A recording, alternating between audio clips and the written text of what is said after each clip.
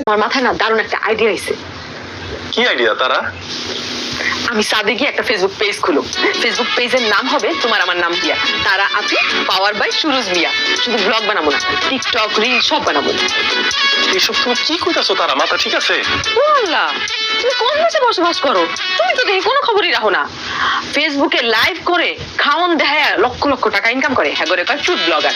কিন্তু আমি হবো সাদ ব্লগার। আর এরকম ফুড আপি আছে যারা লাইভ করতে করতে নিজের জামাই ফালা রেখা অন্য বেটার লাগে চলে যায়। কিন্তু আমি না, তোমার সেটা কোনোদিন যাবো না। তোমার যাওয়ার জায়গাও নাই, তাদের দেশে মানুষই নাই, সে আবার অন্য বেটার হাত ধরে যায়। আমি যদি যাইতে চাই, যাওয়ানোর জায়গার অভাব আছে, তাদের মানুষ না থাকতে পারে, কিন্তু এলিয়েন তো আছে। কিন্তু তবুও আমি তোমার ছাইরা জীবনও যাবো না। তারা মুখ দিয়া যেইটা আসে সেইটাই বলবা না, হ্যাঁ?